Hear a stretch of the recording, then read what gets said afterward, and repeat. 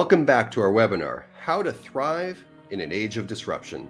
I'm your host, Dan Dyshenko, and today we have two excellent guests that were so great last time, we actually decided to invite them back. Frank Wander of People Productive right here, and we have Jason Burnham of Culture Design. Say good afternoon, fellows. Good afternoon, everyone. Good afternoon. Hello and welcome. So after a little bit of discussion behind the scenes last time, we decided that we wanted to take a different spin on this week's episode. We really wanted to focus more on innovation. So I'm going to go ahead and throw the ball out to you, Jason. This question's for you, but how do you drive innovation during an age of disruption? Yeah. So I would say you have no choice but to drive innovation during an age of disruption, right? I mean, the whole point of disruption is it's disrupting the status quo. It's disrupting how you've done things in the past. And if you really want to, encounter the future that's emerging before you, it's about being proactive and not reactive to the changes that are being bestowed onto you as an organization. So I encourage our clients to make sure that they are creating a culture of innovation, and doing so in co-creation, with their employees across the different functions, and more broadly, with their entire ecosystem of stakeholders, especially if you're getting into areas around innovating the customer experience. Bring those customers into the conversation. Have active listening sessions with those customers. Ideate new ways of improving customer experiences with those customers. Right. As when we talk about disruption, we're seeing emergent needs, priorities, and aspirations from both customers and employees, and what their expectations are, when working with your organization. So as a result, you need to be in a constant state of innovation to keep up with the pace of change and keep up with the pace of those evolving needs and priorities. Great points.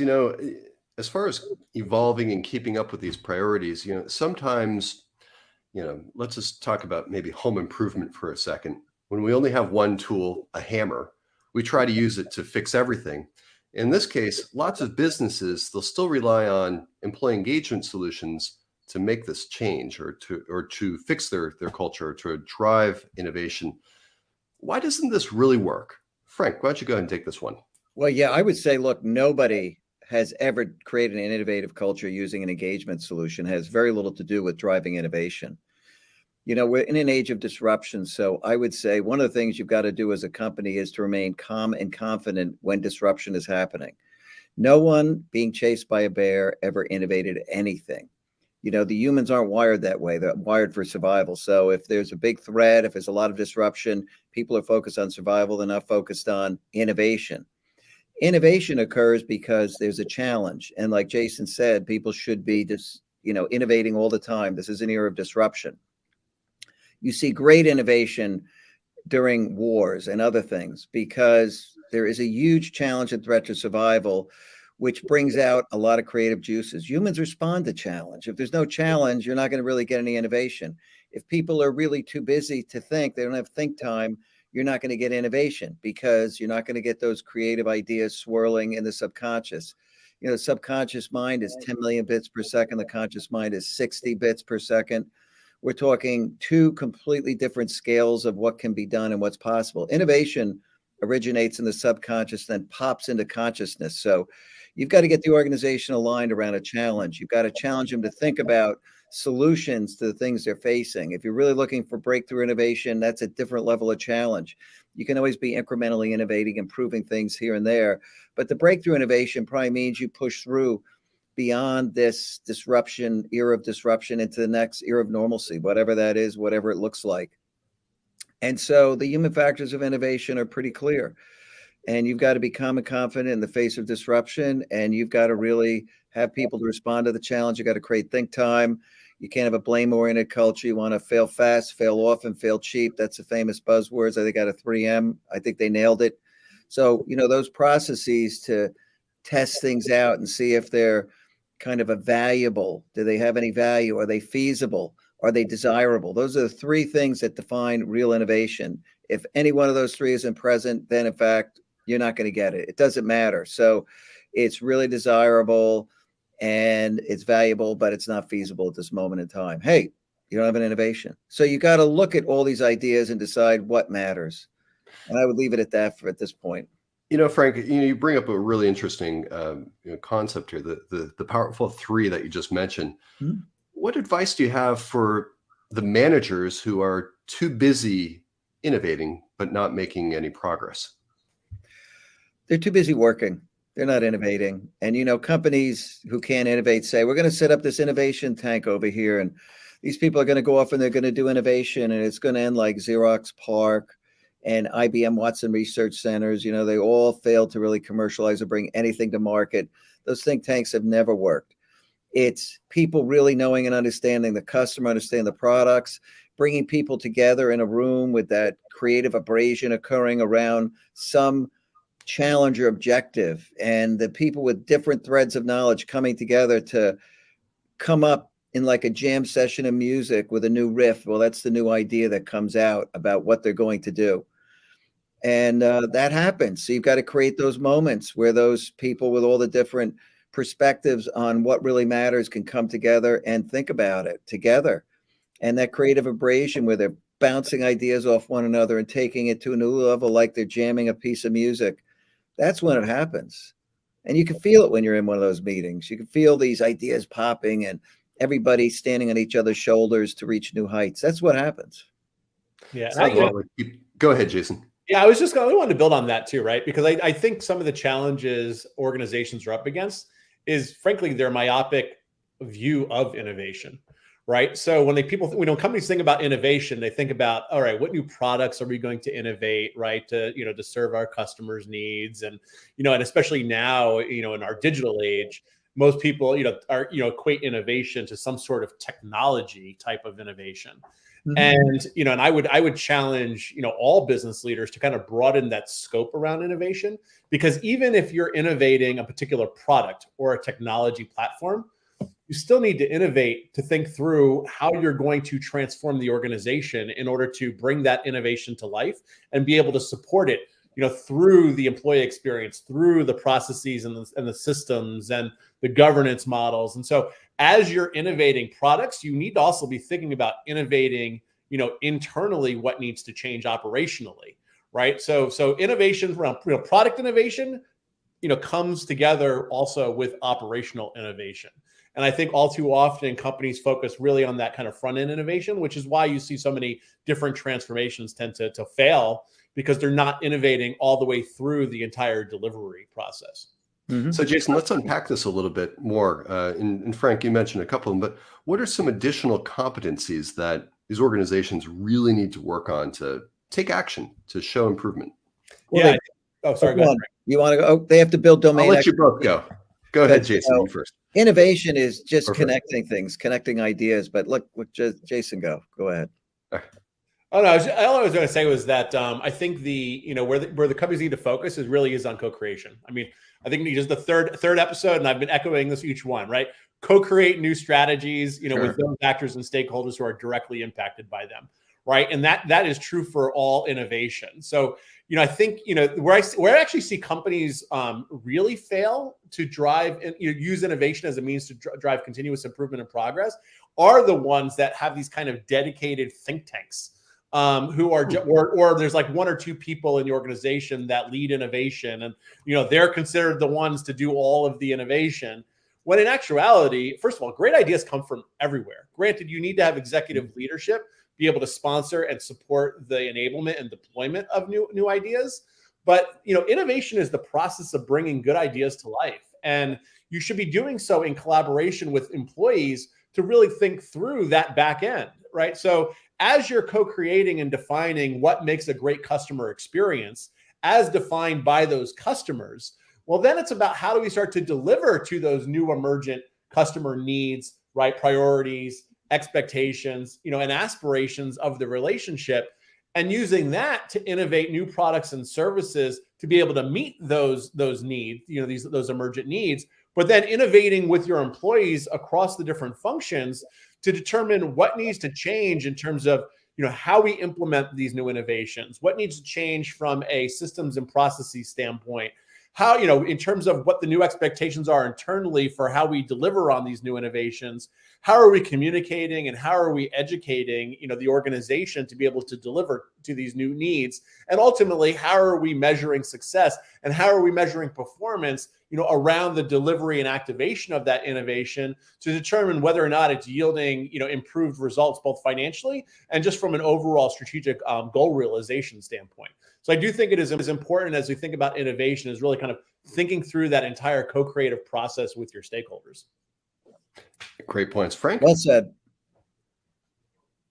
Frank, do you want to chime in? I think that was well said. I think co-creation works. I'd also follow on to his point about the people in the ivory creation tower. We're going to appoint these few people. They're going to come up with all the ideas. They're going to do it. And the unreally written message in that to everyone else is you're not responsible for innovation. It's ludicrous. You're an idea where information and knowledge is so specialized and fragmented. The ability to bring people together with disparate points of view to create something new is what's absolutely required. So setting these people apart and shutting off or short-circuiting all the other innovative ideas that might take place is absolutely insane. I would add one other thing. You talk about innovation. Creativity is a gift. Some people are absolutely great speakers. Some are great musicians. They're great creative people. So, this whole notion of, EQ, there's also a CQ, there's a creative quotient in an organization. And you don't know where that high CQ person is sitting or who has the best ideas because they have no way of knowing or tracking this. And the reality is you want to be able to tap whatever creative minds are in the organization. They'll pop up, they'll show themselves.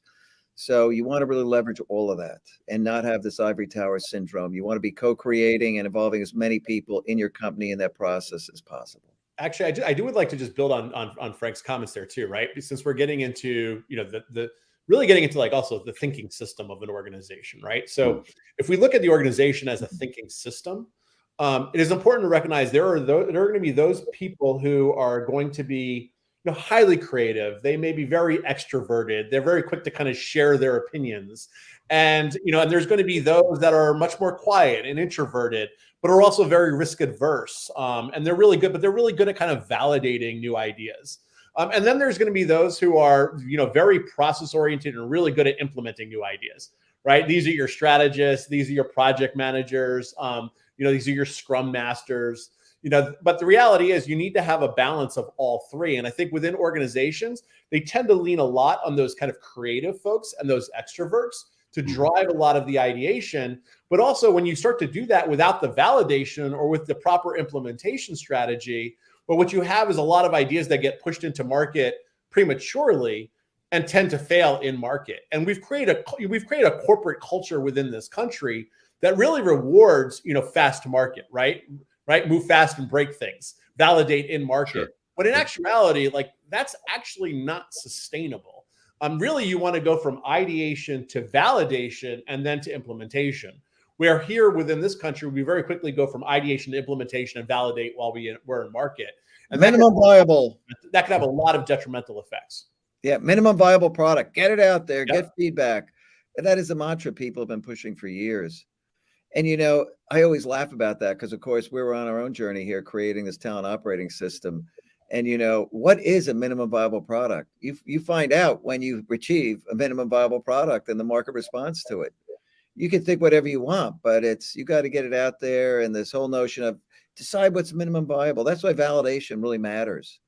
Is this what they want? And, you can get that validation a lot of different ways. You don't necessarily have to build something no one wants and go out there and find out no one wants it. Mm-hmm. Yeah. And actually just, and to that, this is where organizations, as they start to think about those innovation workshops and who they're inviting into that process, it's important to understand what people's thinking styles, right? How they show up, what role are they playing, right? It's okay to have people who are really good at coming up with ideas and also have groups of people that are really good at validating, right? I mean, I've done workshops where I've brought together those big ideas, creative thinkers, get all those ideas down on paper, but then bringing in a team of analysts and researchers and people to really poke holes in those, to really do a feasibility assessment against those ideas to see what ideas really are going to be viable when you move them into market. So, Fred, go back to your point, an MVP should be, I think we should need to focus on that viability. Yeah. Right. And so there needs to be the dedication to that validation and to that feasibility to really assess, what the probability is of that new innovation, of how likely it is to be successful or not. And I think there has to be much more attention given to the validation process. Yeah.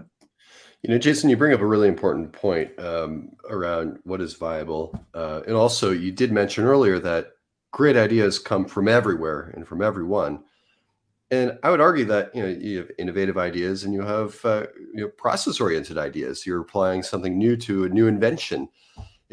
How can companies help their people to thrive outside of work so that they have more think time? They're feeling great, they're feeling innovative, and they can bring that back to the team. Yeah. Frank, you want to throw?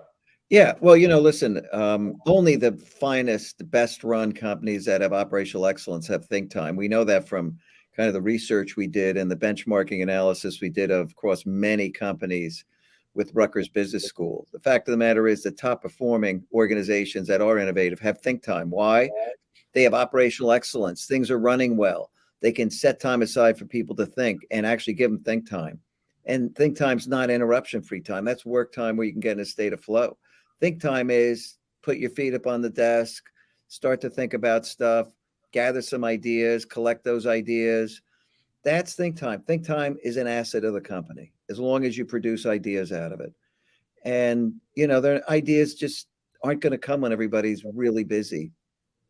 And think time allows creative ideas boiling in the subconscious to pop. You can see the great inventions over time. They pop when people had a chance to sit down and think. The semiconductor at Texas Instruments, Barbara McClintock's breakthrough on DNA. She was doing some stuff with corn, took a break, sat under a tree in the shade, and boom, suddenly the whole thing came clear to her. Her mind had been working on it. You can see this happening time and time and time again. And it's just a fact. That's how it works. Because the supercomputer's working on the idea that you don't even realize it's working on it. Yeah. And I think,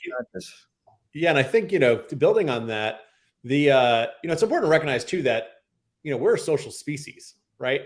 We ideas emerge, right, from interactions between people and from collaborations with people and sharing respective, different perspectives and, coming up with, understanding diverse experiences. And as we start to think about, even companies now, as they're trying to figure out what does culture look like, in a remote and distributed hybrid world, right, where the workforces are distributed. And this, to me, this co-creation innovation becomes the answer to that, because carving out dedicated think time and being very intentional about it is really the purpose behind like design and innovation workshops. Everybody gets away from their day-to-day work, all of the tasks that they're doing, put their phones away. We're going to come together in this space together physically, right? So now we have a purpose for bringing everybody back together into a physical space, but we're going to be focused, and we're going to focus on our collaboration, and we're going to focus on sharing ideas to solve a common problem, right? Or to solve or to meet a common need. And being able to free up that space for that kind of collaboration and free flow of ideas, what you start to find is you can solve for some of your greatest challenges within a one-day workshop. You can have, some of the best ideas emerge from that. So I do feel it, there is this symbiotic relationship between the hybrid work, and bringing people together in collaboration in a way that really helps to strengthen the relationships between people and helps to really keep that culture together, even when many people are working remotely. So don't look at, to me, these are, you can actually solve for both issues around how do we sustain our culture in a remote world, while at the same time recognizing that people, may do some of their best individual tasks and work that they need to do alone in a remote world. But as a company coming together to align around a common purpose and to innovate and solve problems in a collaborative way, bringing together people in a co-creative innovation and design workshop is a great platform to be able to do that. And then you just need to make sure you build in the cadence and the sequencing, around how that supports your strategic plans and what your plans are for the fiscal year, and just make these types of collaboration workshops, part of the entire process and how people work. Great points. Mhm. Unfortunately, when we always get together, time just flies by. So we're actually at time now, but certainly a great mini segment on how to thrive during an age of disruption with a special focus on innovation. Mhm. Closing comments, we'll start with you, Frank. Um, let's just say we have someone out there watching this right now, and they're a manager and they really are struggling to innovate or to break through. What's one quick piece of advice that you both can give for them to start moving the needle a little bit more? Good, Well, Frank. you gotta have a challenge so you're going somewhere. You got to direct the subconscious mind to be thinking about certain things. You got to have a mechanism for collecting that. I like what Jason said with these design sessions. That's what this whole notion of creative abrasion is, bringing people together. You'd want to have a culture where candor really matters and people are free to speak up and they're encouraged to speak up. People know in those sessions they don't dominate them. It's not about their idea winning. It's about getting everybody's ideas on the table and really just embracing them and debating them with merit and not being attached to any particular idea. That's a different type of culture. A lot of cultures, you can't do that. People are afraid to speak up because you'll have somebody in a senior role going, what a stupid idea. Well, that's the end of it right there. Sure. And it's important to have the right culture and be going somewhere. That's what I would say. How about you, Jason? Advice? Yeah, so I think we can talk about innovation workshops on a larger scale, but I think specifically for people managers, sometimes, well, first of all, it's like to put together some of these workshops too. Sometimes it may require budgets, and you'd have to get approvals for certain things. And I would challenge people managers, start small. I mean, start once a week when you're doing your team huddles, right? Whether it's daily huddles or weekly huddles, however you bring your team together, just take 10 minutes on a Monday morning, right? And get your teams together in a quick stand up and say, here's what we're being tasked with for the week. Here's what we're trying to accomplish this week. Given what everybody's working on, what do we think is the best way of accomplishing this? Just to kind of get them in that collaborative mindset, right? Because as people start to share things that they're working on, people start to build empathy for what one another's working on. They start to see where they can help support, right? And help augment maybe some of the people's work, help free people's, time up a little bit. And in that process, you're building that co-creative muscle around problem solving. And you're doing so in these very short periods of like 1 week. But, once people kind of get into that cadence, right, and they get into that comfortable flow, now you start to expand the scope of that innovation, right? So, maybe once everybody's kind of used to this and it's inculturated over the first 6 months to a year, now you start tackling bigger issues like, all right, here's now what the strategic, initiatives for our particular function is, right? And here's what we need to accomplish this quarter. How are we going to do that together, right? And you can start to really build that muscle. And if you want to take it from a grassroots approach, at the team level, that's a great place to start. And when you start to demonstrate those successes, right, well, now that's a great way for organizations to start to scale it because you're demonstrating those early successes. And that, that one individual team that seems to be doing something very exceptional, people want to be a part of that and people want to replicate that. And that's a great way of incubating and scaling a culture of innovation. Excellent. Well, Jason, Frank, once again, thank you for joining us on this incredible episode. And folks, we'll see you next time.